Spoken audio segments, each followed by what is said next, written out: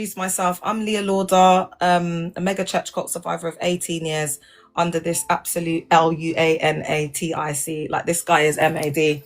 Dag Heward-Mills, yeah. Yeah.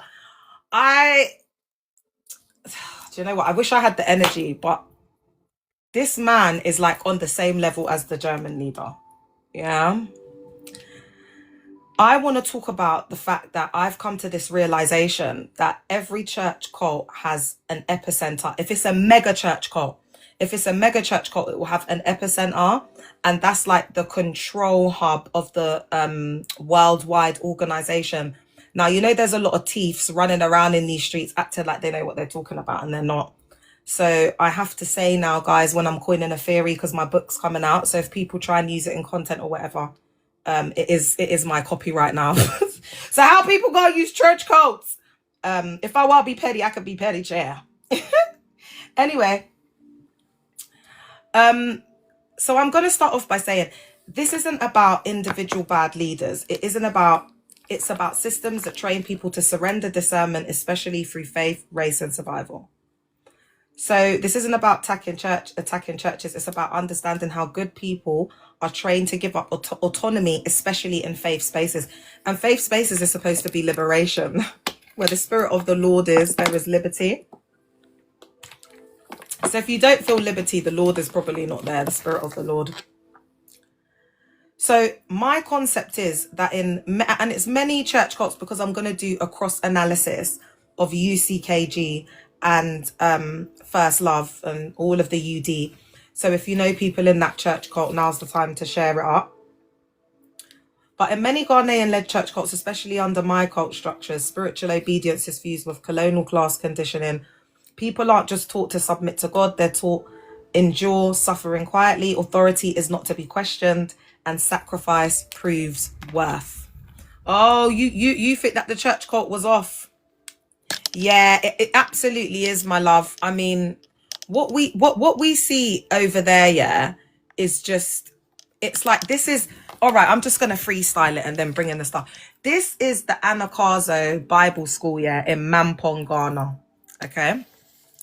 And literally, guys, for me, when I came to the realization that I was in the cult, yeah, was when, like, obviously I knew about Mampong and this and that, but it wasn't like Dag had ever had like a world stage where we were like seeing the ministry on a worldwide platform. So when the pandemic came, and obviously it didn't hit over there as badly, and Dag was standing on the mountain in that very ensemble there, just saying my empire will not be destroyed, this and that. And it was like, but you said that this was God's house. You said that he used to say that the church belonged to no one. Now he's groomed the whole church cult to believe Joshua. Yeah! Y'all must be rotting in there. Y'all must be so dry spiritually. Thank you, Innie. Oh my gosh, how are you not surviving in there spiritually, man? But do you know what? They're not in there for the spiritual. They're in there for the miracles. They're in there for the money, because it's like Dag is like, mighty man. So it's like, that's what they're in there for. Do you know what I mean? The level of indoctrination and the worship of these types of individuals is absolutely, I just don't have any words for it. People are praising him before praising Christ. Ooh. Oh, I wish I could pin it. The worship in there is absolutely crazy. Babe, I was calling this guy daddy. I was calling him prophet. I had an accent. Have you lot, you lot who are over there, have you lot noticed when the UK people come, they start talking in this funny accent? Now that you've left, do you know what I would love?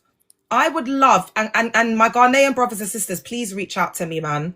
Please reach out to me, because you lot, I'm working my bumper cleared off. Do you understand what I'm saying? Come on, you lot, man. I'm riding out for y'all survivors in Ghana. Come on, man. I'm waving the blood clot flag. Are you all right? I'm bridging the gap. That's what I'm doing between the Caribbeans, and you know what I'm saying? Because we're one chair.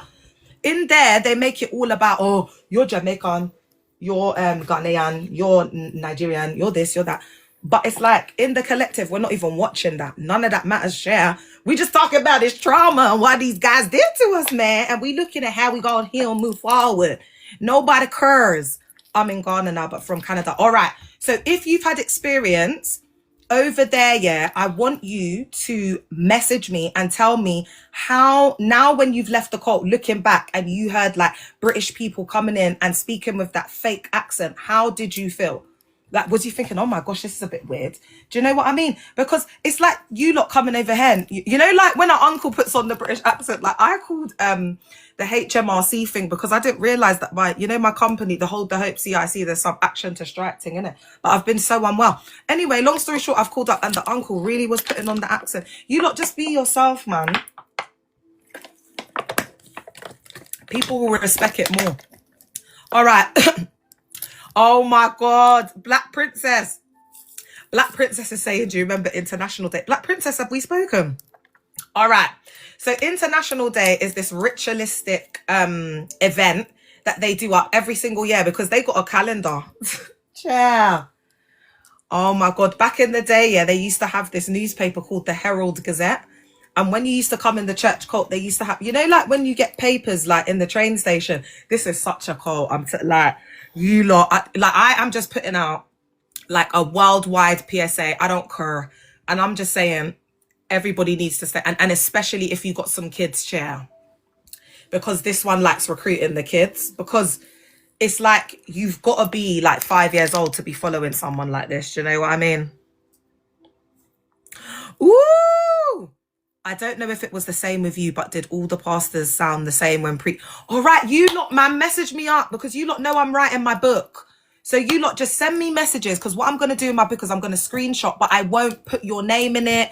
I'll anonymize it. You lot see how I do my work. Come on, you lot, man. I got you, man. Yeah. You lot, I don't miss a beat.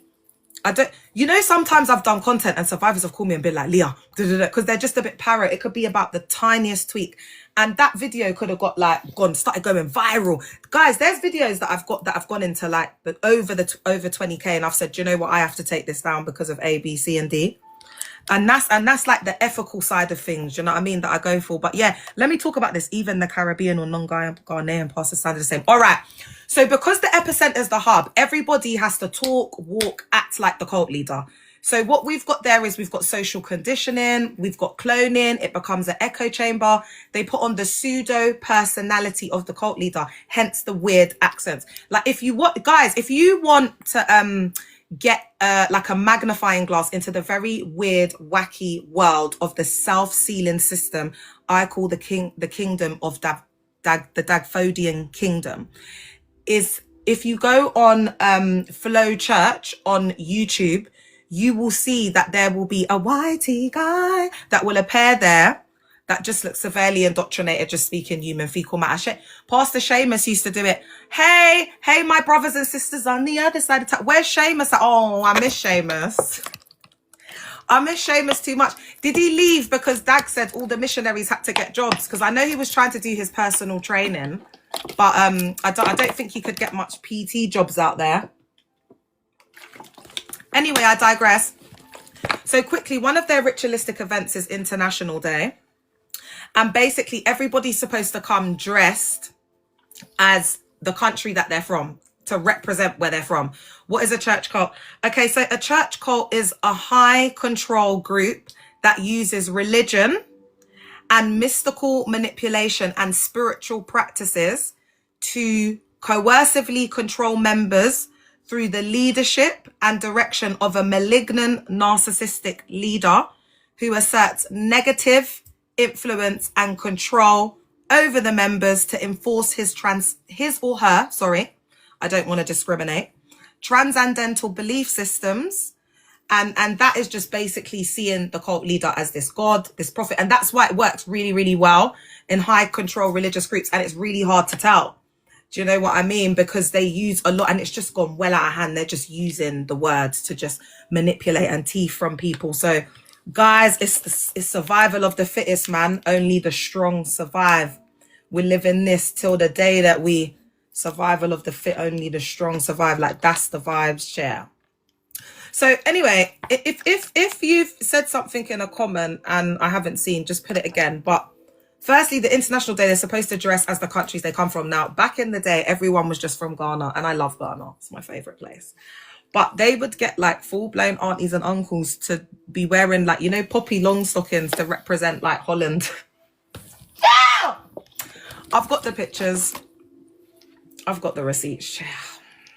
I've got my sister dressing up as like, she was dressing up like to represent, I think it was Egypt or India or something, and she won it.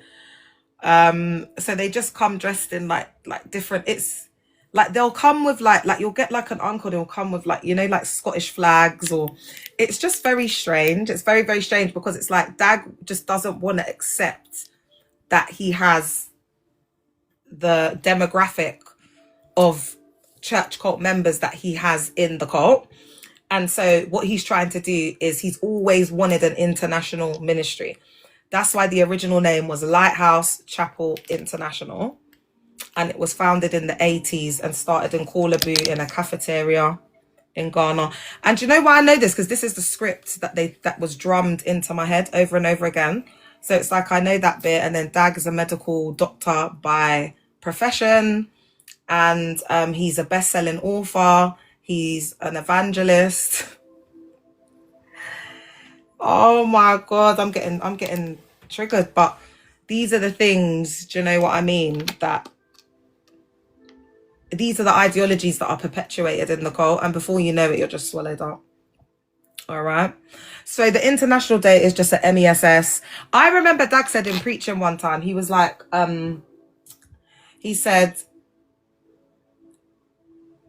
he wishes that when he preached, like different people would come with different looking faces, and this is all online. but when I preach, it's just BLK faces, and that is what God has given to me. That is what God. It's almost like this projection, because there's this is my psychoanalysis.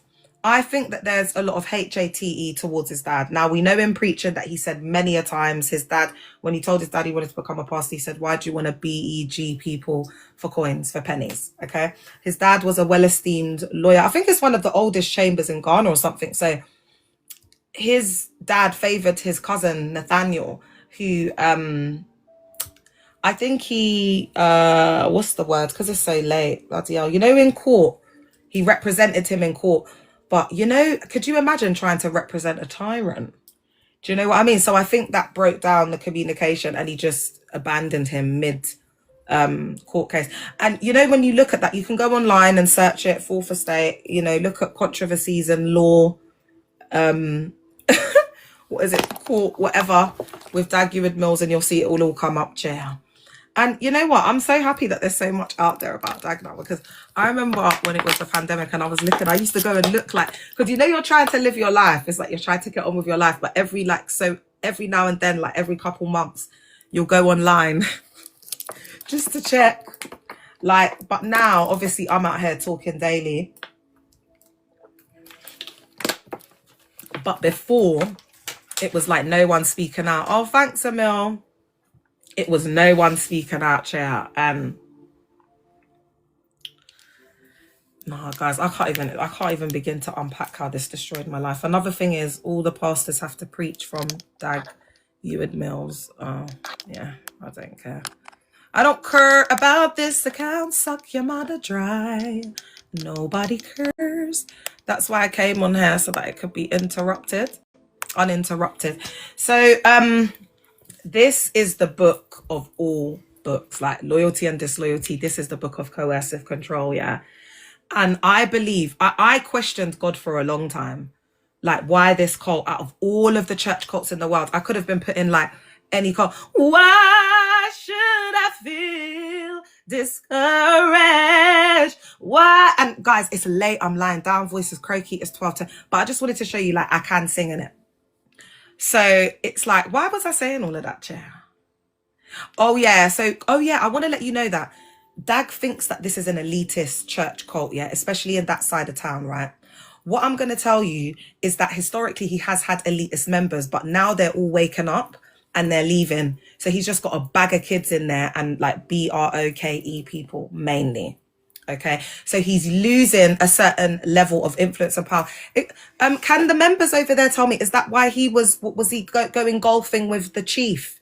So what I'm going to say to you lot is, I'm just waiting for you lot to start chatting my name, because then I know that they have to do quite a lot of different rituals and they're spiritualists out there. So I'm just wondering what that little meeting was about and the acceptance of the award. Is that perhaps because he's losing influence, do you think? I don't know. It's just me, you know, giving a little commentary of what I've analysed. Ines, let me know. Can anyone else be a mod on here that I know? Because they're going to be quite active. But you lot are going to come in waves because of your data. I know about you all. Listen, I was doing the Good Centre online in the pandemic, and I know how firstly the man them are over there. The Bacenta leaders and the missionaries.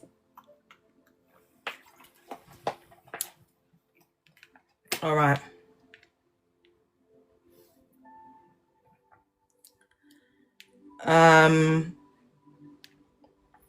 So the court, and let me know, guys, thanks for the follow. If you want to ask any questions, but let it be on topic. I didn't need to go to Caris because Caris is Dag's bottom bee. David Antry has built his whole ministry off Dag's book. So I could actually teach David a thing or two. That's why I've never stepped foot in Caris, but so many people have left and spoken out. You're welcome. Okay. So cults don't just control behavior, they colonize meaning. Most people think coercive control is telling people what to do, isolating them, taking their money. That's shallow. Meaning capture is when a system takes over. How people interpret reality, how they understand suffering, how they decide what is good. Once meaning is captured, control is internal. That's why people defend systems that harm them. The most effective cults don't need force. They teach you how to think about your own pain. So let's look at temporal enclosure, time as a control mechanism. This is a huge one, and it's almost never spoken about. One of the biggest questions I had when I left this cult under Dag Heward-Mills was that I was saying it was like time stopped. It was like one day I woke up and I'd been in a marriage for a decade and I've got these 2 kids. And it was like waking up out of like a bad nightmare. I don't even know how to explain it. It felt like I was in like a dream and I've woken up one day. You know, like Dorothy, the Wizard of Oz. It would be interesting to do a parallel on that, innit? Because that is that like you could look at that as a self-sealing system. All right. This is a big one and almost never named. Cults don't just control space, they control time. When we look at relativity, we look at quantum mechanics, like the physics around it. And because time isn't relative and we can't measure, you know, light and the speed of light, it gets us to question, you know, those transcendental belief systems, the mind altered states, all of those, you know, trance-like states that move us into, you know, that cognitive dissonance where it's so much easier to be for them to control us. Hi, Auntie, you're right, superstar. So they do this by pushing rewards into the future. So, for example, in KAC, they're saying invest 5 to 10 in, or 10 above, 10K and above. And it's like invest into your future. Invest into your future. And, you know, in 10 to 15 years, you'll be able to like reap the benefits. Do you know what I mean? Of like building this, 1 second, guys. Building whatever it is that they're trying to do up. You know, KAC homes. It's just like all of the stuff that they're trying to do now. It's like you lot have been teething. Oh, let me make sure that I don't expose myself, because these guys are thirsty over there and they don't deserve it, chat. Do you know what I mean? This ain't free. Yeah, what was I saying, guys? Oh, Caris is a big cult. Caris is a sister church cult to First Love, but they're just bottom bees, so it's like a counterfeit. They copy everything that they do. So then they do up this reframing waiting as holiness, and actually Dag says that there's a waiting ministry. You just have to be around. So one of the things, if you were attending this cult, one of the things that you would have been so angry about is the time that you wasted in there through this waiting ministry, just being around, hanging around, being in meetings that are just, it's like pointless, and you'll never get that time back ever again in your life. Call in delay divine timing. Nah, guys, do you know what? I think I need to have this as just like one chapter in the book, chair. Because I'm not gonna lie, that delayed divine timing, it does keep you holding on. And you know what? If you're on here on the FYP, you're on here on whatever, it's like you would have like you're a result of the many generations, you know what I mean, that unalived, you know, giving tithes, giving this, that, and the third to these church cults, child, and they never reap to benefit. Do you know what I mean? They never saw these blessings. Like, they unalived waiting for these invisible blessings. Like, it's crazy. This traps people psychologically in a permanent holding pattern. They're almost always there. When a system controls your sense of time, it controls your life decisions. I'm going to say that again. That's very important. When a system controls your sense of time, it controls your life decisions.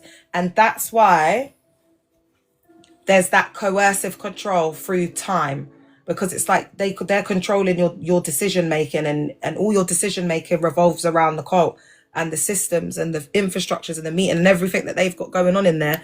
So it's like in real time, you're thinking, I'm working for the Lord, this ministry did it, but it's not. Yeah, it's just to control you, chair. Moral inversion, good feels like harm. In coercive systems, morality flips. Things that would normally feel wrong, giving money you can't afford or you do not have. Ignoring your instincts, staying silent about ABUSE, or being a part of brushing it under the rug, or normalizing that behavior, or becoming desensitized. Why are you becoming desensitized to why is there a pattern of young women sleeping with older men in the church? Oh, the young women, they come in and they just do SEXY. Oh yeah, that's uneducation, a whole miseducation of an older generation, like the bunny boiler generation, unfortunately. And it's sad. And these are reframed as faith, sacrifice, loyalty, allegiance, devotion, obedience. This is called moral inversion. So if you wondered why, like, I had a survivor, this is a case study, trigger warning, and he was literally like dropping women to the pastor's house where he would basically, you know what, them. And this man was like bringing breakfast to the house. And he was like, how was I doing it? Like, how was I his personal driver? Like, how was I complicit in doing these things? But it's this moral inversion. Do you know what I mean? Thinking, oh, I've got to do this for the man of God. I'm servant, you know, all of that. So if doing harm to yourself is framed as righteousness. Oh my gosh, I've still got the window open. Can you imagine? Sorry, guys. If doing harm to yourself is framed as righteousness, the system doesn't need to punish you. You punish yourself. That's crazy, isn't it? That's all the sacrifice and just the body, like just the toll it takes on your body. Don't you understand? That's the harm to self. Like the body, your body is telling you you're tired. Your body is like, oh, I don't want to get up. Yeah, because you need to. How many, for 20 years, you haven't missed one Sunday, you haven't been able to relax your bones. That's crazy. Relational, HOSTAGE, service 3 times a week. Yeah, it was, and you know what? I just want to say, that service 3 times a week, that's just like, if you're just like a member, you know, like a normal member, you'll go midweek service, then they might have some sort of Bible study thing that turns into a service, innit, babe? And then the Sunday service, but let's not forget the rehearsals that take up your whole Saturday. Your whole Saturday, you're in there doing that, yeah? And then if you're some sort of Bacenta leader and they want everyone to be doing this up, then you're opening up your house or you're going somewhere in the midweek. It's 7 days. It's Monday to Sunday. That's why we're all coming out with chronic health issues. Why are some of the comments disappearing? Because the settings are high on her. Because there's a lot of washed up 304 church cult people them that come in and speak human fecal matter. So the settings have to be very tight. That's why it's like that. Love becomes conditional. This is deeper than isolation. People aren't just afraid of leaving, they're afraid of disappointing God. Thanks for understanding, Queen. Betraying leaders, destabilizing family networks, and being the one who breaks unity. And do you know what? There was a scripture that I was reading the other day. I feel like it's 1 Corinthians. It talks about, let there be no divisions among you. Actually, let me see if I can get that scripture, Charlie. I'm sure it was, let me see if it was 1 Corinthians, chair. Because do you lot know the scripture I'm talking about? Come on. The guys from First Love. Charlie, you should know this quickly. I'm sure this is a must know. In the cult, Dag's got this little book called Must Know Key Scriptures. It's so crazy. And they used to quiz us, like they used to get us to stand up and just like say these random scriptures, chair. And then they would like berate you and break you down if you don't know it. That's why they know all the scriptures in there. Oh yeah, this is the one. Okay, 1 Corinthians 1:10. And then I'm just going to do a little sermon. Now I plead with you, brethren, by the name of our Lord Jesus Christ, that you all speak the same thing, and that there be no divisions among you, but that you be perfectly joined together in the same mind and in the same judgment. So I'm going to use Jamal Bryant's wife as an example. You see how she wore that skin tight dress, and then it's just the MESS. That's what I said to you. There's divisions inside the faith. They're all fighting inwardly. Everybody's attacking everybody because they want clout. They want to look like this. It's not what it once was, guys. And I think the sooner people come to that truth, the safer our communities will be. Because at the moment, we've got, you know, aunties who have used religion to cope with their historical DV relationships and marriages, the emotional neglect from their husbands, you know, using that as a way to wear ABUSE as the crown and to pride in that Mrs. title. And it's that disconnect, you know, there's women that have been in ABUSE marriages and wasted 40 years of their life. And, you know, sitting up and waking up and saying, oh my God, this isn't all true. And I've wasted my life, you know, like praying and believing in something that isn't even real. It's a hard concept. That's hard to grasp. And there's not many people, guys, that would be able to mentally compartmentalize that to a point where their psyche, I think, would remain, because that's how I see it. I think when the psyche remains fractured, you know, over time, people can go into like, I don't know what, because I'm probably going into psychiatry right now, but I don't have the terms. But it's like, you know, that constant cognitive state, you know, like when people are in those institutions and they're just staring into space and they just like don't speak. And I would imagine that's how, I think if I didn't have the collective, I think that was where I think I would have gone, because that's the type of effect,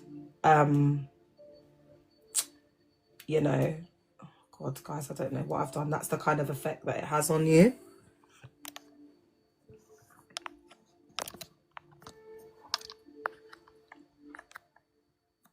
Hey, Miss CHM. They're going in tonight, child. But me not care. That's why I came on Leah JL, you know them ones. Me not blood clot care. You get me? I'm gonna be on here. I'm so tired, but I'm just gonna be on here talking, child. I'm just gonna take my sleeping tablet. That's why when you live with these chronic illnesses, child, you just take your little sleeping thing. You get me? And you're good. You're good. That's why I can afford to be on here for half an hour, because I'll take that and I'll be good. You know what I mean? Just wake up at 11. Monkey, they work, baboon, they chopo. Monkey, they work, baboon, they chopo. Caris exposure. I'm so alive. Oh, hi. You're right, UK Claproom. I'm just exposing up all of them, chair. No, I'm just exposing them all up. Let me change the picture, because really who I'm here to talk about tonight is Dag, chair. I'm not even going to lie to you, because, you know, I'm just so over it. I just feel like, you know, yeah, I haven't spoken about Dag for a while. And guys, you got to remember, this guy programmed me to survive off his every word and his existence. And that's how these malignant narcissists are. So every now and then, it's like a DRUG, because I was in there for too long. every now and then I need to go on there, you know, I need to talk about it because I start to get withdrawal. It's literally like that. That's the only way I can try and articulate it. All right. So belonging becomes a bargaining chip. When love is conditional, compliance becomes survival.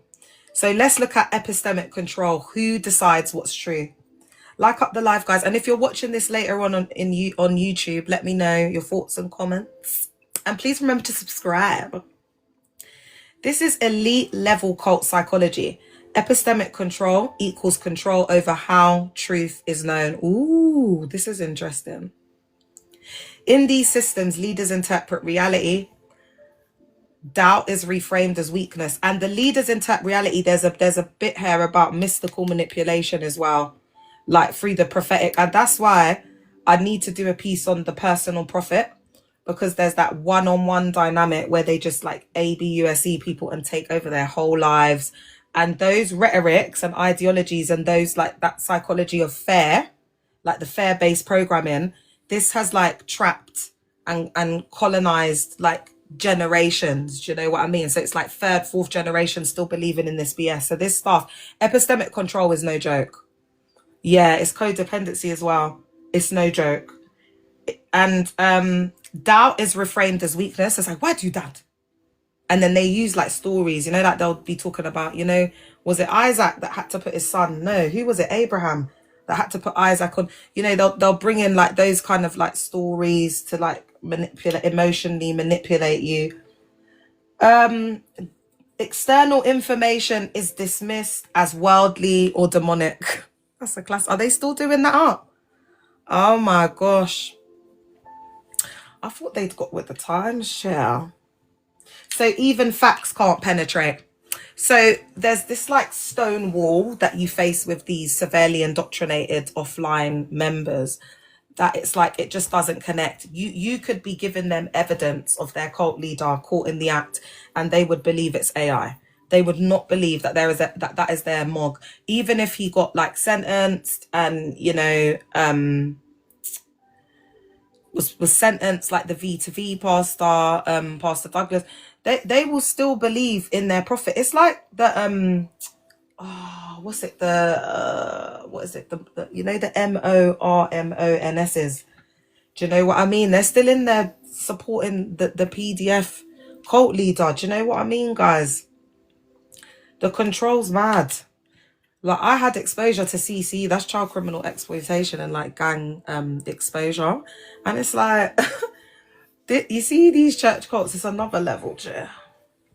It's another level. Like, you see the indoctrination.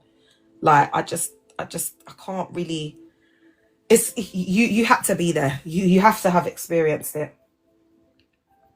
If a system decides what questions are allowed, it doesn't need to answer why. Ooh. All right, so let's look at why Ghana is the epicenter. And I want to say,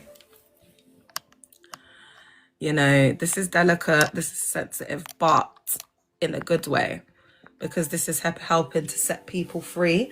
And I've got a real heart for Ghana. I've got a real heart for Ghana. Like, the people are lovely. And, you know, when I think back to when I first joined in the 2000s, it was a lovely place. I fell in love with the Ghanaian culture, and it's a shame that, you know, these self-serving, you know, false prophets that operate from the ego realm just want bums on seats because it equals coins, and that's the main motivation.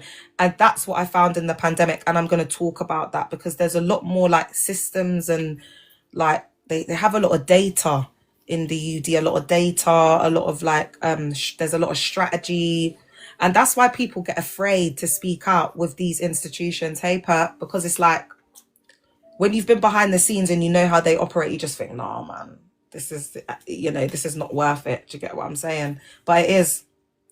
I want to firstly say that Ghana wasn't weak. It was targeted. Hi, my love.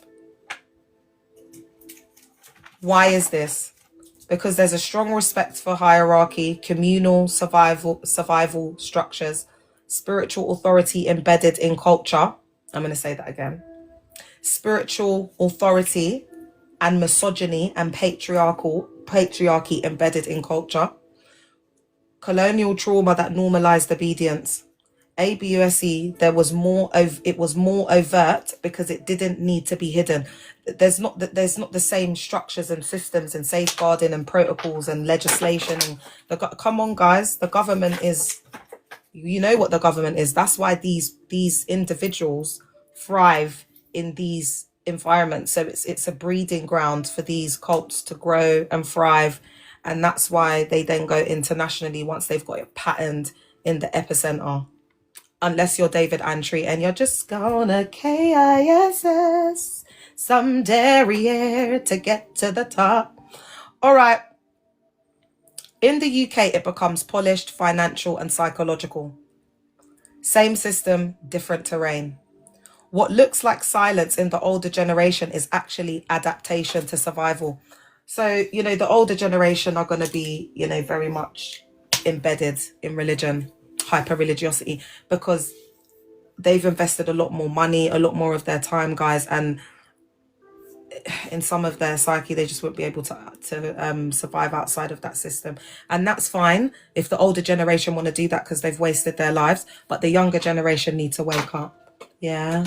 Otherwise, it's just going to be the same perpetuated cyclical trauma going round and round and round like a merry-go-round. Yeah. And then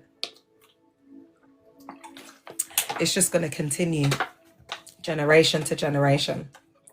And they'll get stronger and stronger. And that's why, you know, silence is compliance. Why survivors speak years later? This isn't denial. It's the nervous system captivity. People don't leave when they understand intellectually. They leave when their body feels safe enough to tell the truth. That's why exposure alone isn't enough. Understanding comes before leaving, but safety comes before speaking.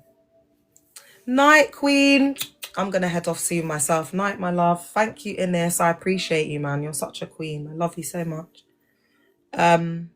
You can share your live to your group chat. All right. And that's why there's been a piece where I've had to like put out the cult psycho word. I've had to deconstruct and deprogram survivors, not only on the lives, but, you know, behind the scenes. And that's where a lot of the work has come into it, like really helping survivors unpack in like a tailor-made one-to-one way.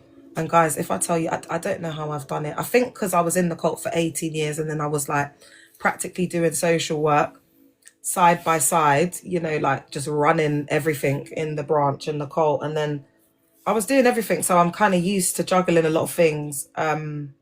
So although, oh, sorry guys, I just nearly broke off my nail. I've already broken one. So although like I don't have my physical energy as much, you know, I can operate from an intellectual level. And that's the whole ideology of creating this collective consciousness, because survivors have differing needs. You know, some are have chronic health issues. Some are, you know, they have long-term disabilities. And so it's like that quality of life. It's just been destroyed because of these money-hungry organizations. So it's really important for me to hold these spaces so that survivors can get access to support. I want to say, I don't speak about this because I'm angry. I speak because I understand the system. That's it. I was in there for 18 years in a nutshell. And I understand it very well. Oh, is that Kike? I understand it very well. Oh, nobody can break down this system. I can break down Dag's systems and his doctrine more. I know Dag better than he knows himself, because in the cult, the more you know Dag, the more you get promoted, the more opportunities you get. That's the mistake he made. Big mistake. He never knew, he never thought in a million years that God was going to raise someone up and he loves like spies and thanks hands, you know, like monitoring and knowing people's business. So that's why God cannot be mocked. And even if the live lock off at this point, it would be perfect, because God's ways are higher than our ways. God's thoughts higher. So it's like you can't mock God. Like you are just a mere mortal man in a hallucinative religious psychotic state, believing that spirits are jumping out of tapes and entering into you. Where is the evidence? And this is what I'm going to get into, like when they say God said and this and that and these visions and whatever. It's like at this point in 2026 we will be needing proof, because there's phones. You could just pull out your phone, you could just be doing up record, you know, there's many ways to capture evidence now. So it's like, what you gonna tell us? All right, now I want to move into the God told me transcendental authority, the core mechanisms. Are you lot with me? Who's with me tonight, man? Like up the live. Show me that you're active. Twilight live sessions in the cut. This is what we do. I'm just the OG. I ran so you could all fly. Do you understand? Do you get it? And this is the beauty of God, because most women my age, they're all entangled. Do you know what I mean? In these unalived marriages. Just washed up. Internalizing misogyny. So there's like no match for me, you know, in my bracket. Yeah. Because these women, as soon as you hear them, it's just pick me, pick me, pick me, pick me, pick me. That's all you hear. All right. So a lot of these mogs and these false prophets use the God told me, and they operate in mystical manipulation. This is at the heart of what cult researchers call transcendental belief systems. This is when a leader claims access to a higher, unquestionable source of truth. God, visions, dreams. That source cannot be verified, challenged, or audited. Faith without works is unalived. You have to what is it? What's the other one? Faith. What is it? Faith is the substance of things hoped for, the evidence of things not seen. So there's that whole ideology of blind faith that they bring in, and it's not the faith that is spoken about in the word. It's like a DUMB, leave your brain at the door.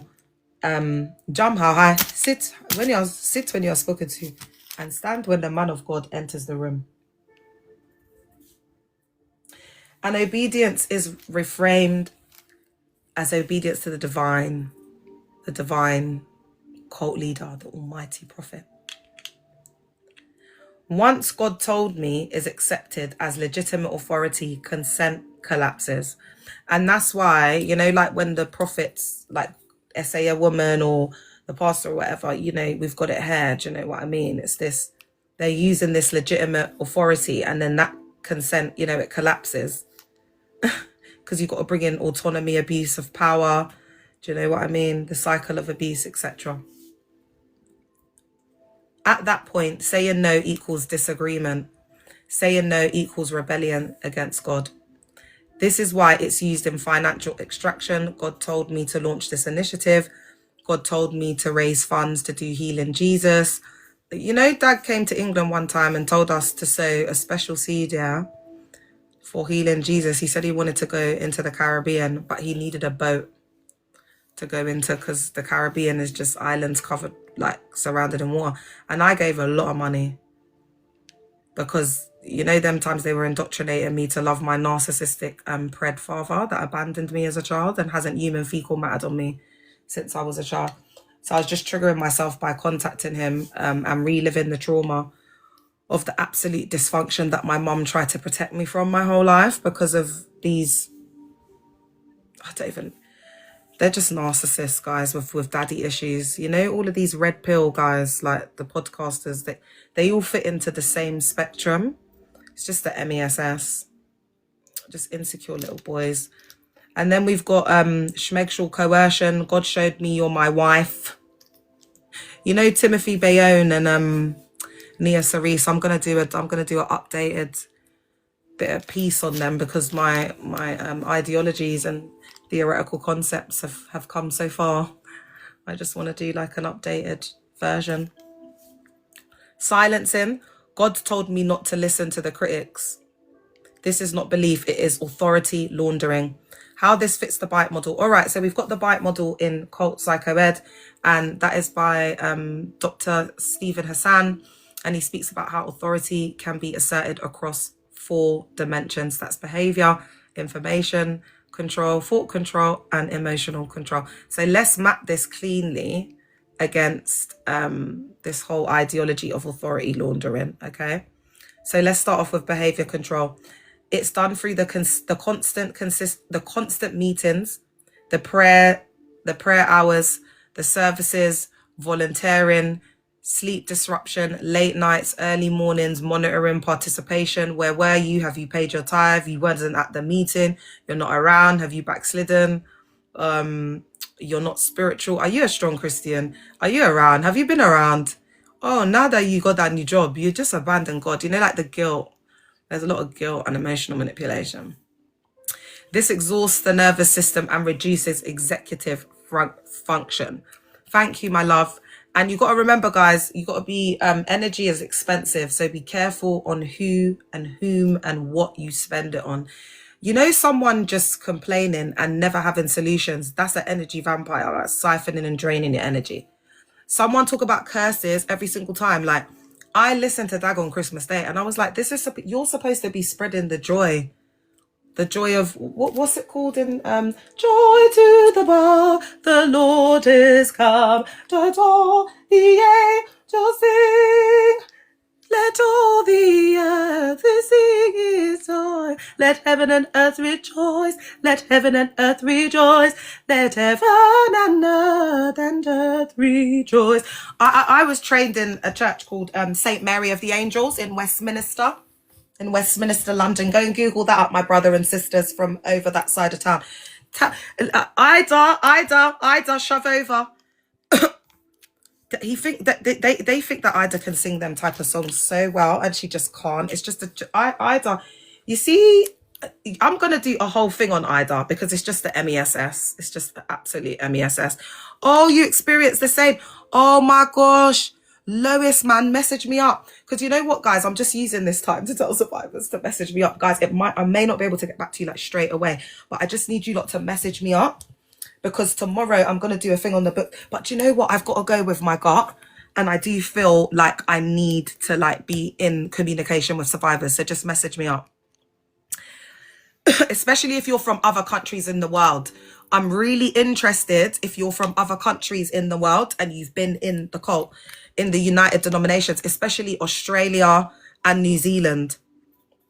Information control. Encouraged to consume sermons constantly, even while sleeping. Ooh, thanks, babe. Even while sleeping. So in the cult, and this will resonate with you as well, love. It's like they'll tell you, oh, listen to the Mackinac is like the collection of camps. Yeah, and he'd just be telling us, play it. Guys, oh God, I get so triggered when I think about the messages. I really do, because I used to have really bad dreams, like sleep paralysis. Like I would see like dogs changing into people, like RATS in my dream, like really, like I would describe as quite like demonic and paranormal things, like things coming out of my wall. And, you know, since I've left, like I saw this woman that put up, I've left, you know what, religion, and now it's like the DEVIL has left me. But how they paint it is they use reverse psychology and us versus them. And they say to you, oh, it's because the DEVIL isn't attacking you now, because it's like you've backslidden, you're away from the faith. It ain't that, man. It ain't that. You lot go and deconstruct properly, man. Look at the roots, chair. Yeah, in my dreams. Oh, you used to get that as well. Yeah, I used to, because you're listening to the cult leader. It's getting into your subconscious psyche. Dag talks about, like, all he talks about is curses, demons, like, it's just a lot of that. Do you understand what I'm telling you? So people, we're moving in fear. All our decisions, like everything is just because that's how they control you. It's through fear. And that's how they control your behavior, like especially when you're not there. All right. Oh my gosh. Wait, hold on. Sorry, guys. I've just completely lost where I was. Because, you know, I got bare notes. So lots of notes. Sorry. 1 second, guys. Oh, where's it gone? It's visible layer. Is it this one? I feel like it's here. Okay. They called me rebellious and Jezebel when I stood up to the pastor. Ooh, chair. That's what they always do, girl. And then they say that girls are MAD. Do Do you know what? It's just the same thing. That's why I want to speak to survivors, because I want to like show the patterns, like it's the same. It's not in isolation. Like they're doing this everywhere, like all over the world. And I think that's another reason why God chose me to be in Dag's ministry, his cult as well, because he's got like all of these cults like all over the world, and it's like a franchise. You know, if you're exposing a church cult, this is the perfect one, because he's done the books neatly. As like the Macarius, he's got the Macanay, he's got all his preaching up there, because he's absolutely obsessed with himself, going as far back as the 8. Like there's so much structures, because Dag's into structures, strategy. Like he's a medical doctor by profession, so he likes methodical thinking. His temperament is choleric and melancholic. I know Dag, because he brainwashed us to know everything about you, bruv. So how are you gonna now come and be sitting here and telling me what I can and cannot say, and this, that, and the third? Go square somewhere. I'm gonna talk about Dag until the wheels fall off, baby. I can't have any more kids. I've got all these chronic health diseases. I'll be putting my life at risk. So this is my baby, the collective. How about that? How about that, chair? So I'm dedicating you reap what you sow. You reap what you sow. This is a perfect example of you reap what you sow. You reap what you sow. That's on period, point blank. That's what happens. Do you understand what I'm saying? Because you can't go around like just treating people any way you want, doing whatever you want, controlling people's lives, dictating to them what they can. And then when everything goes pear-shaped, then you just discard people, like what he's doing with the missionaries at the moment. All right. And then there's outside sources framed as worldly, demonic, or bitter. Leader interpretations override personal discernment. So one day Dag woke up and he was like, from today, call me prophet. I can't even remember what year this was, but this was around like first love.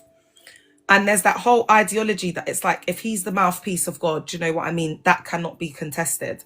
So this creates epistemic dependency. You lose confidence in your own knowing, because he's got a book on everything: how to pray, model marriage, quiet time, how to be a strong Christian, how non-tithing Christians are poor and tithing Christians are rich. It's just, there's no common sense.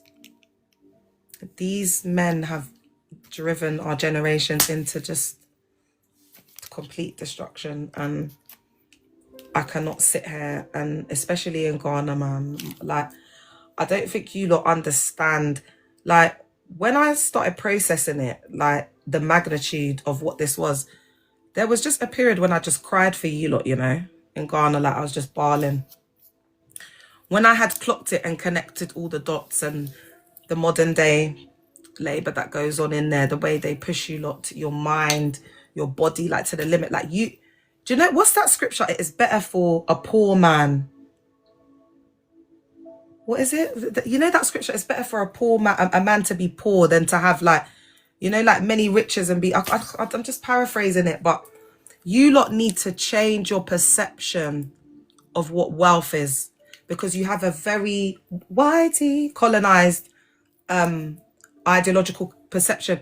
Do you know how much I would love to trade places with you lot and be in the motherland, like, you know, in the earth, the soil, like do you know what I mean? It's like they've tried to paint it like it's almost like an uncivilized, you know, the way that we do it, but it isn't. They've just stolen our African cosmology and our ways that kept we had systems, we had community, we had culture, like we respected our elders, we looked after them. That whole concept of it takes a village to raise a child, like they've destroyed us, share. They came in and they introduced capitalism and enforced all of these social constructs and different like programs of indoctrination. And guys, the planet that we're on, this prison planet, is a self-sealing system. It is a matrix. But there are what I clocked being in this cult, my spiritual awakening allowed me to see that there are different dimensions of matrices within the matrix. One of them being the religious matrix, and it has gripped like so many people, like we can't even fathom the numbers for centuries. So that ends. So thought control, loaded language, faith, rebellion. Eesh. It's a message. Forgive, mercy, monkey they work, baboon they chop. I don't know what their updated jargon is, but Dag just creates like like random words. And when and this is the thing, like when I started reading the cult characteristics, it was undeniable because Dag is textbook. If any of you are on here and sitting on the fence, go and look up cult characteristics. It's Dag in black and white.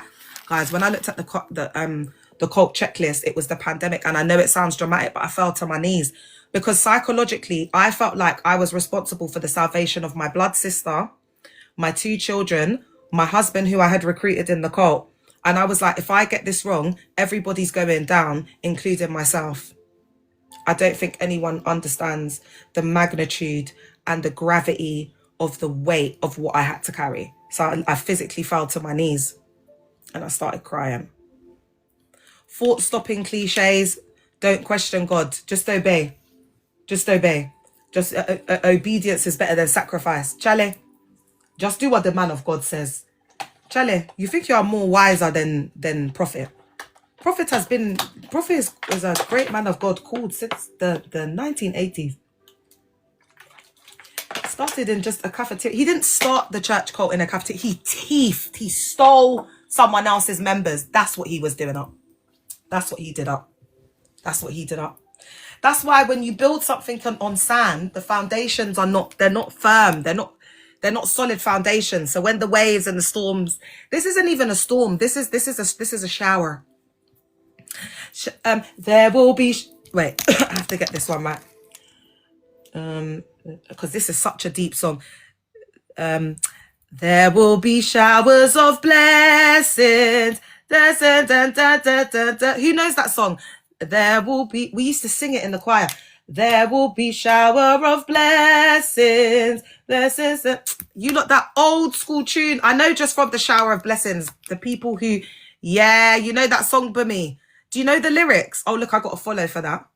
That's how old school I am in the car. And then they want to come and be chatting to me. Oh, baby, I'm not, because I was in the cult for 18 years, babe. There shall be showers on blessings.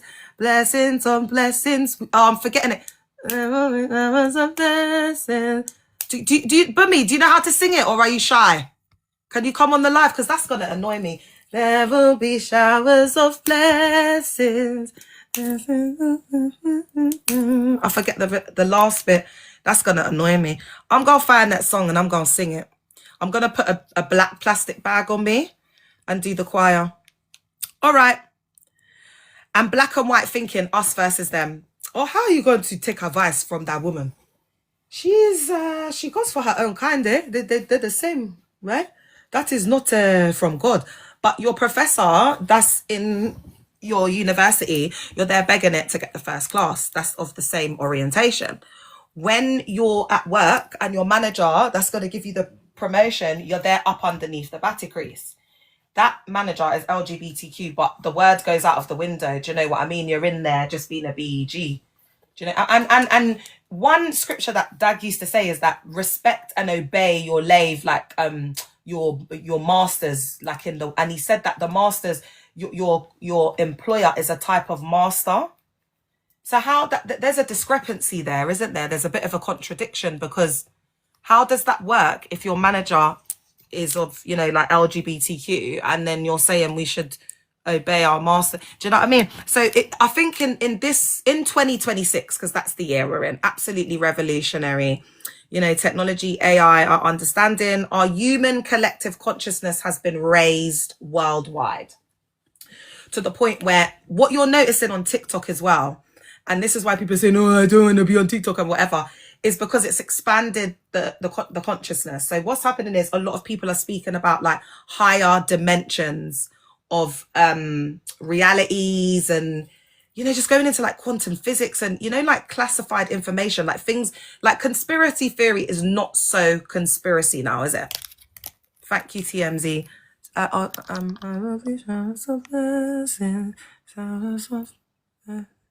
Isn't it? There shall be showers of blessings we need. Sent from the Savior. Da, da. It's just the same thing over again. Da, na, na, na, na, na, na. Na, na, na, na, of blessings. Blessings of blessings. Da, da. But yeah, there shall be showers of blessings. Showers of blessings. It's that bit, because that note, the choir used to get it so wrong. And it's not a hard song, it's not an easy song to sing, but they were just singing like, there shall be showers of blessing, blessing on showers we need, blessings on showers, showers of blessings we need. See, I have to sing it like that for me to remember, because that's how I remember it being sung. Showers of blessings we need. Chill. And then they want to come and be like, oh, why are you doing the accent? Because I had to do the accent, babe, to fit in and be accepted. So why am I going to start doing it? Why am I going to stop doing it now when it's part of me? Are you all right? It became my whole identity for 18 years. Do you know what? Some of you lot have youths that are born and bred over there. They're not even 18 years old. Are you all right? Do you know what I mean? And that's the problem. There's a lot of cognitive dissonance. So there's like that real disconnect and lack of cognitive thinking and common sense, quite frankly. So at this stage, people stop thinking and start interpreting reality through doctrine, okay? And that's where the idiocracy comes into it. So we've got emotional control, guilt. You're blocking the blessing. If you don't sow the seed now in the atmosphere of God, the blessing is not going to be, they just make up stuff. It's just word salad. Fair. Touch not God's anointed. And that is a big one. Touch not the Lord's anointed and do the prophets no harm. But they ain't no prophets, so we don't need to worry about it. No. Then we've got shame. You lack faith. Oh, ye of little faith. Guys, do you remember when they used to be like preaching and then they'd be like, ye of little faith? Like they'd be A-B-U-S-E in us, boy. It's like, what side of the bed did you wake up on this morning? Like, what they talk about is so based off their circumstances, what's going on with them at the moment. It's just the MAD house in there. And moving forward, yeah, the only type of people that you're going to be getting in these settings is people with visible vulnerabilities.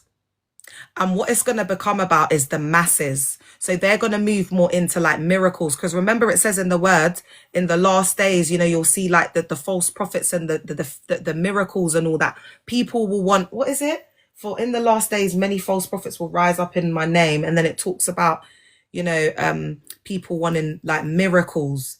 I'm just paraphrasing here. Then we had that guy in Ghana. What's his name? The one with the grey beard. That I've got to do some content on it, where there was the traffic jam. I think he had over 7 million people in the stadium and just caused 24 hours worth of traffic. So these kind of people are gonna this is the people that Dag's gonna have to compete with and rival with, because it's a business to them. They rely on these numbers of people. Do you know what I mean? So we're seeing them moving more like away from this trying to like teach like, you know, sound doctrine or whatever, and it's moving more into like this miracle. I think they're trying to maybe show a revival. Hey, Cass. And then there's hope manipulation. Your breakthrough is coming. The breakthrough is always coming, isn't it? The breakthrough, the financial miracle, the whatever, it's always coming, but we never see it. We never see it. Now behavior is regulated internal. So neuroscience, what's actually happening in the brain. So the speaking in tongues, the correct psychological term for it is glossolalia.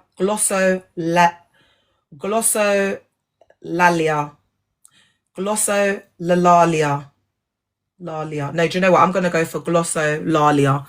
That's what I'm going to say. Glossolalia. That's how it reads to me. Glossolalia. And guys, I've got a whole chapter on tongues in my book, chair. Glossolalia induces altered states of consciousness, and that matters. Research shows that during glossolalia, activity in the prefrontal cortex, which is critical thinking, self-monitoring, decreases. Emotional and language centers become more dominant. People experience disassociation, absorption, and reduced self-agency, so the ability to think and choose and make decisions for themselves. Do you know how long it took me to get to understand agency? This makes people more suggestible, less, because I don't like to use words that I just use if it becomes part of my vocabulary or I'm contextualizing it with a theoretical concept that I've got. I need to really unpack that word to understand what does it mean to have agency? But then what does it mean to get that agency taken off you? And then, you know, words hold meanings, and there's a whole deconstruction that I did around how language and words have evolved over time from, you know, the ancient civilizations that they tried to, you know, whitewash out. And there's a lot of archaeological discoveries that are being made now, you know, getting unearthed from the depths of the oceans through these, you know, amazing AI technological discoveries. And so we're at a time and a space right now where, you know, it is undeniable. It is undeniable. We know that the canon is not infallible. We know that these are just, you know, just false prophets at this point, you know. Because God is a merciful God, you see. And for lack of knowledge, our people perish. So what does God do? Put knowledge out there so that we won't perish. There's a lot of backwards things, because you've got to remember, guys, there's two dimensions to this. There's the religious matrix, and then there's this matrix in the free dimension that we're in, yeah. So you've got to remember there's a lot of EVI, like a lot of it's not about spirits, it's controlling elitist organizations and groups. Yeah, that's why that scripture that talks about wickedness in high places, that's what is being spoken about, these type of individuals. But isn't it crazy? God is so amazing that God can still hide it in his word, but you got to decode it. These mugs can't decode nothing, because everything is external, everything is transactional, everything is about money, blessings, this, that. They've become so far from God that God has left them to their own, is it reprobate mind, like Saul? Left them to be consumed by their own lunacy and would it be tyrannacy? Is that a word?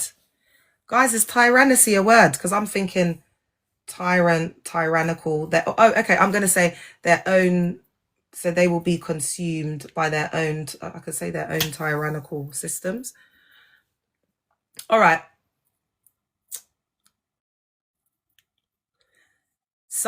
Critical thinking, self-monitoring decreases.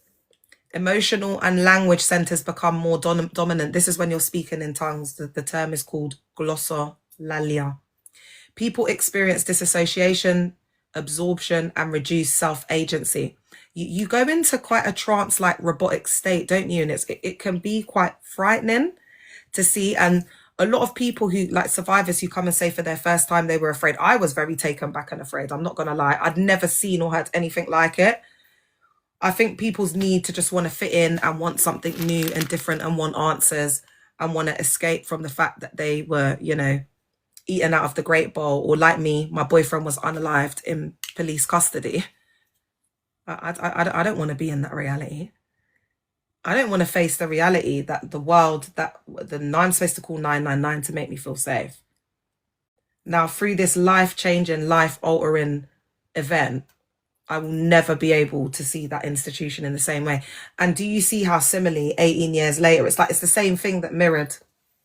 It's the same thing that's been mirrored. Do you see that the appeal comes up, guys, when I take it deep?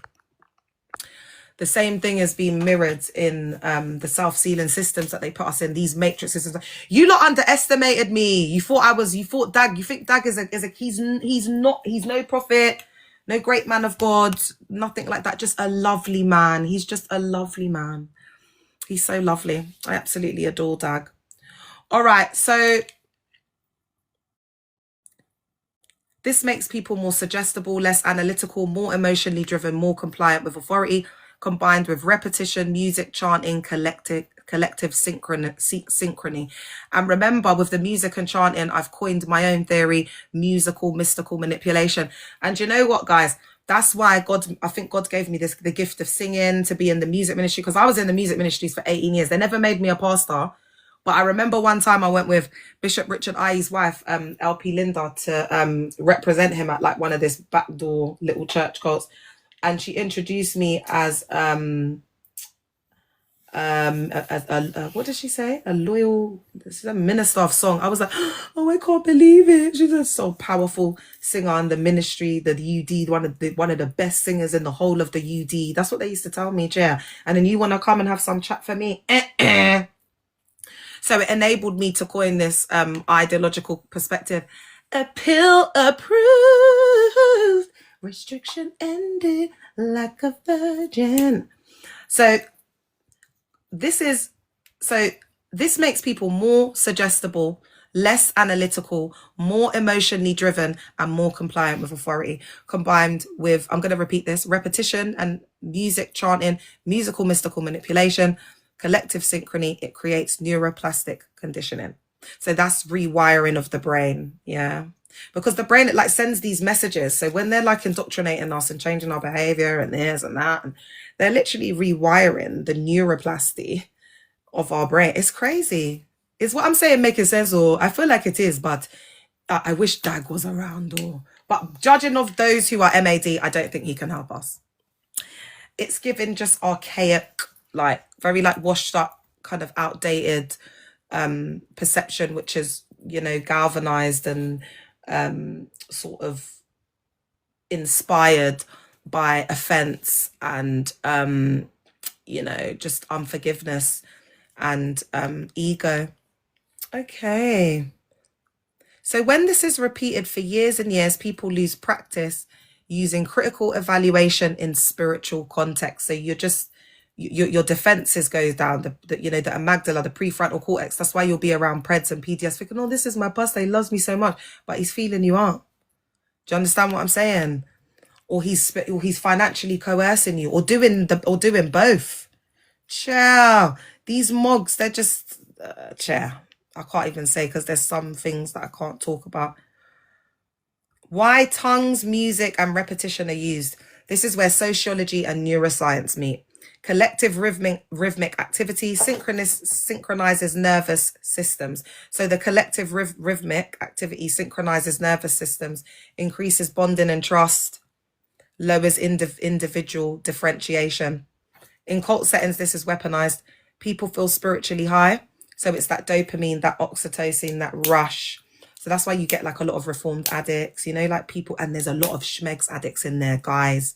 Like if you lot need to be careful of Daniel Cyrus, you know, that one, and his wife Jenny, you need to be careful of him, Chair.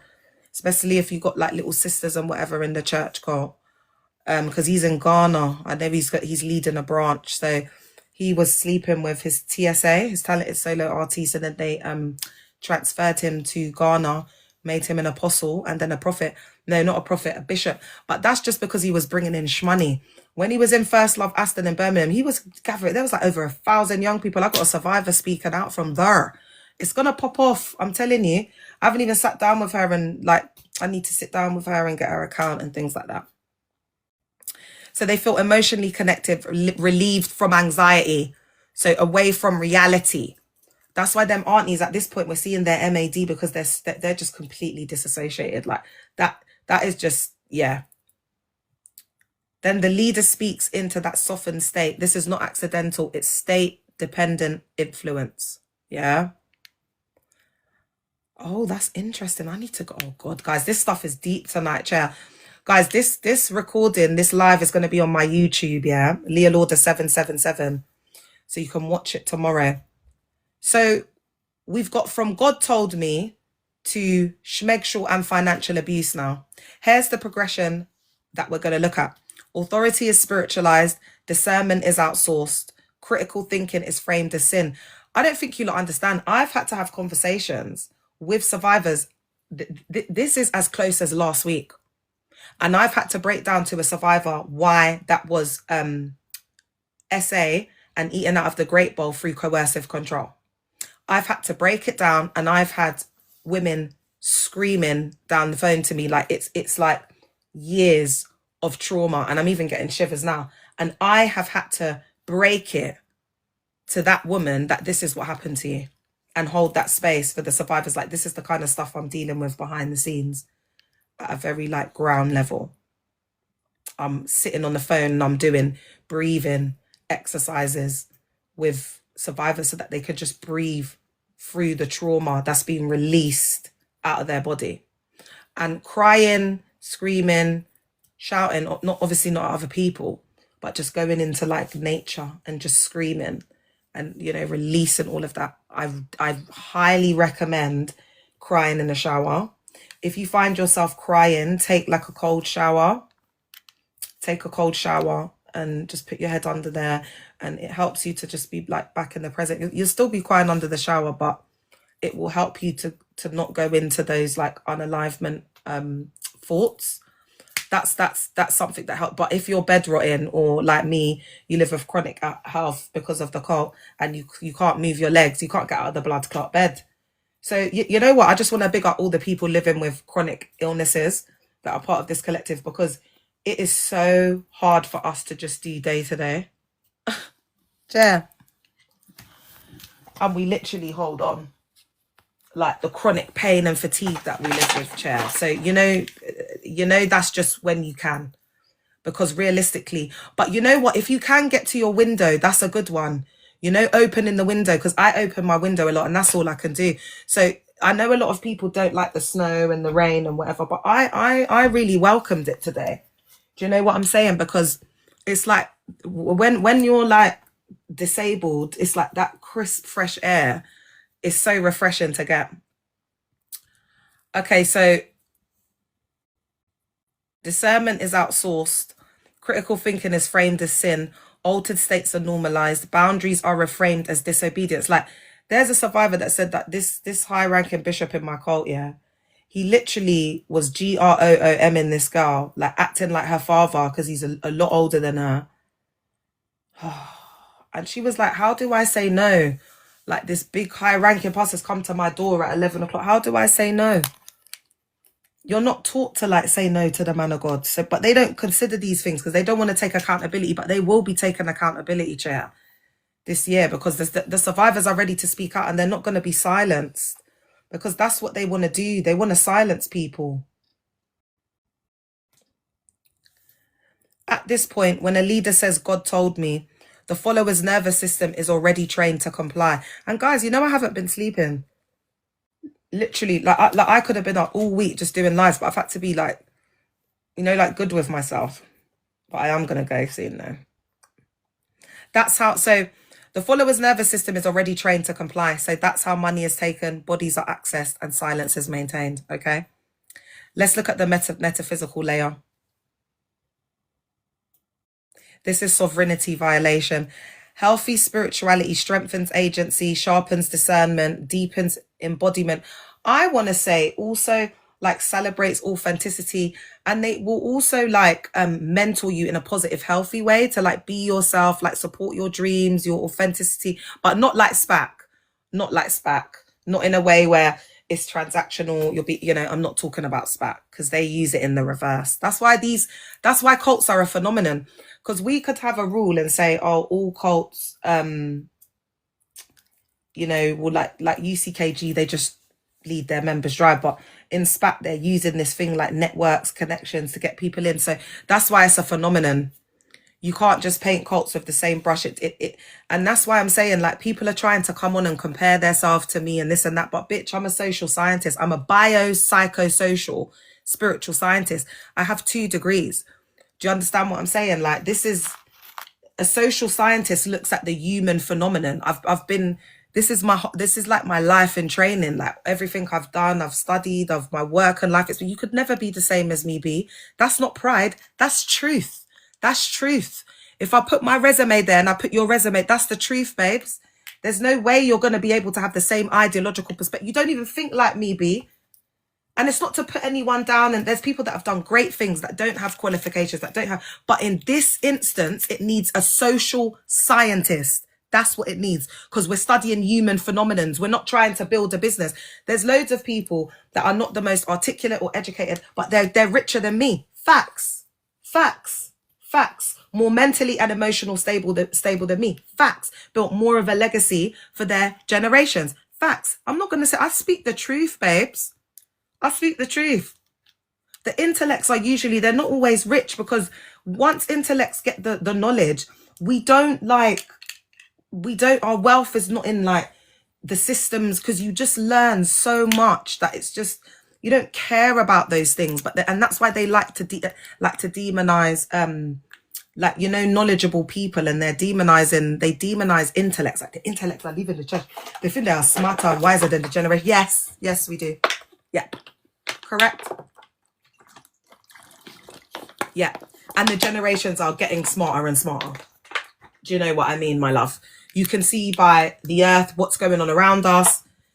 You know, it's just the MESS, because we've just gone so far away from what it's really about. And then there's like a lot of these institutions that have just grown more and more darker. And because they, you know, like demographically, when you look at it on a global scale, they take up quite a big portion of the world's population. So this is why it's really important that you speak out, guys. Cult spirituality fragments agency, externalizes authority, disconnects people from their intuition. That's why survivors often say, I stopped hearing myself. And that's the scariest part, the loss of control. When you look in the mirror, you don't recognize yourself. That's not weakness. That's systematic override of inner authority. Why this is so hard to undo. Once a mind has been colonized this way, logic alone doesn't free it. Exposure alone doesn't free it, because the system doesn't just control beliefs, it controlled how belief itself functions. That's why recovery is about restoring choice, rebuilding trust in one's own perception, re-engaging the nervous system safely, and taking your power back through speaking your truth. And that can be in different ways: journaling, writing, therapy, this, that. When a leader claims God speaks through them and that claim cannot be questioned or validated, or do you know what I mean? Like, where's the evidence, babes? Why do we need evidence and proof for everything else apart from these institutions? Why, when you're looking for a nursery daycare with your child that's 9 months old, you'll be wanting to see DBS, you'll be wanting to see this, that, and the third. But when you leave them for 4 hours because you know them services bang on for years, you don't even know what's going on with your child that can't even communicate. And then we want to add the extra layer to it where we're in these more, and the countries are not impoverished. What it is how I'm going to frame this is the leaders are so corrupt that the disparity of wealth and poverty is so huge that you've got people who are just filthy rich in those diasporas, and then you've got people who are very, very poor, unfortunately. And then we've got the YT colonist mindset, and we're not helping to build. It's crazy. And then these individuals are the issue in this part of the world. People have started this conversation, but I'm really going to drive this rhetoric for 2026, because I don't think that my brothers and sisters from that continent understand the depth of this. They are our problem. And you know me, I class myself, I am an African woman, Chair. And I have love for, you know, Mother Africa, man, Mother Earth. Do you know what I mean? Like, are you all right? Like, there's such a deep, like, just a connection just with the earth, you know, from back home. So it's really, really important to me. I see Africa as very sacred land, because, you know, I'm not about, like, do you know what I mean, dominion and power and whatever. It's about the sacred hidden knowledge, you know, in that, I don't know, because we're kind of going to go into a bit of, I can't even think, you know, because it's so late, Chair. Let me not drift. I think this is what I'm going to get into, guys. I'm going to leave for tonight, because I'm going to talk about the epicenter stuff tomorrow. But what I will quickly give you is that before I leave, this is a bonus. You see, in there they're asking you for bonus booster. They're asking you for offering. They're asking you for tithe. They're asking you for booster. They're asking you for bonus booster. They're asking you for bonus booster. They're asking you for booster. And I'm giving you booster point for free, eh? Immortalization as a cult strategy. Creating statues or, oh God, is this effigies? Effigies? I'm going to go for effigies. And these are just like, you know, like when you think of Madame Tussauds, like the wax work. Yeah. Oh, I need to give an introduction. All right, guys. So what I'm going to quickly do is, as you know, my cult leader, yeah, because I just want to get into this tonight, man. We might as well. I haven't done a live for time. It feels like years, Chair. Oh, you lot are going to be seeing my... All right. Let's start off with this one, Chair. All right, so in the compound, this is going to be all over the place because I just want to expose tonight. In the compound under Dag Heward-Mills, yeah, he's got the Library of the Anointed, and he makes lifelike statues of influential Christian leaders to him. It fits into, and you got to understand, yeah, in Christendom, there's a clear divide between like false doctrine and sound doctrine. So all of the false prophets and false people like Catherine Kuhlman, Amy McPherson, Benny Hinn, Catherine Kuhlman, the waxwork that you see, I can't even think, Charles Spurgeon, Smith Wigglesworth, like the Azusa Street Revival. So all of, who's the Welsh guy? Miss CHM, do you remember the Welsh guy in the Welsh Revival? The Welsh Revival, he either sent a letter to the guy in America and it set the flame for the Pentecostal movement, or it was the other way around. It was a Welsh minister. And Dag's got this fascination on the UK and Europe, like really crediting it to like, and that's because he's half, you know, he's very, oh God, there's so much to unpack. So he credits a lot of the work to like a lot of like Whitey. He has a fixation on Whitey, like Moggs and Wogs and really weird characters, chair. Like Catherine Kuhlman, she talks like this. There is a dimension above and the Lord is like, it's mad. Like my girl froze in the air. It's just giving a cult. It's just, let's call a spade, yeah. Because according to the word of God, this woman was divorced. She was doing up this. She was a 304. There's no way, like, it doesn't mix. Isla water don't mix. Do you understand? Like, the basic of the basic for being used by God is like that, according to this word, is that purity. Do you understand? That modesty. Like that's the only way a woman can operate and to remain silent. But they try and repackage it. Listen, in Potter's house, the women ain't allowed to preach, teach, do nothing. But with Dag, the reason why he makes women bishops, this and that, is because he gets a lot more women attracted to the ministry than men. That's on period, point blank. Yeah. So making lifelike statues of influential Christ-like Christian leaders. And this is, again, this is on his compound. So he's got a museum on the compound, yeah? He calls it Anagkazo Bible School. It fits into a well-documented pattern of symbolic immortalization and authority projection in high-control religious movements. And we're going to break it down clearly because Dag's done this for himself, because one day he knows they're going to make a statue of him. And that's his dream, probably. He's probably dreamt of it since a child. Can you see he's just created like his own fake Hollywood? Oh, let me show you. Guys, I mean, this is a very, like... I think I'm going to go after this, guys. I'm going to say this bit, yeah? Wait, hold on. Where is it? Okay. Guys, I'm going to say this bit and then I'm going to go and then I'm going to come back tomorrow. Dag stood up there and said that Hollywood has copied him with this Jesus Savior of the world, yeah? I want to say, do you know what? I've completely disassociated. I don't even know what I was going to say. Yeah, it's just a very, like... I feel like Dag's got like very mentally unwell, and I feel like he's like very like childlike because of the poor connection, the bad the attachment, the disorganized attachment, because his dad used to put hands on him. I am going, guys. And so we see he's just created this little Dagphodian kingdom, which is an absolute joke, because he wants to be immortalized through building his works, his right, and he's absolutely obsessed. He's an absolute psychopath. Dag Heward-Mills, I'm coming for you. You wasted 18 years of my life. I am coming for your epicenter. Get ready, Ghana, UD.